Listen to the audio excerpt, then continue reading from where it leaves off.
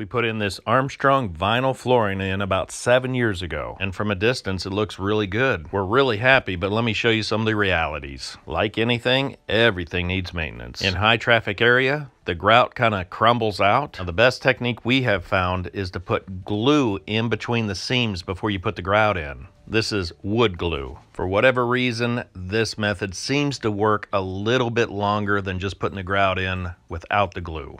And it'd be better to use a darker grout than this light grout. If you use light grout, it's going to end up dark anyway. In high traffic areas, this tile will even pop up in the corners. You can see as we push down, it kind of flexes a little. You have to pay special attention to the corners. With your finger, you can really rub that grout in. Now, this floor gets used every day. I believe these are the 16-inch tile. We also have the 12-inch tile.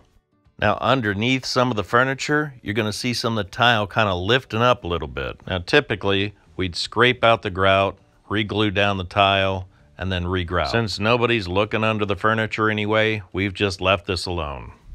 After 7 years, that's what it looks like. This stuff flexes more than ceramic tile would. Of course, this stuff's a lot easier to walk on because it's vinyl, it's not as hard. And a piece of ceramic tile this big would crack. There's pros and cons to everything. This natural looking floor color is pretty nice. We put the smaller 12-inch tiles in the bathroom. It's kind of nice because it doesn't show every speck of dirt. We've had floors that if you drop something on the floor, you'd see it like a sore thumb. So if you're looking into vinyl flooring, here's the good, bad, and the ugly. I appreciate your time and thanks for watching.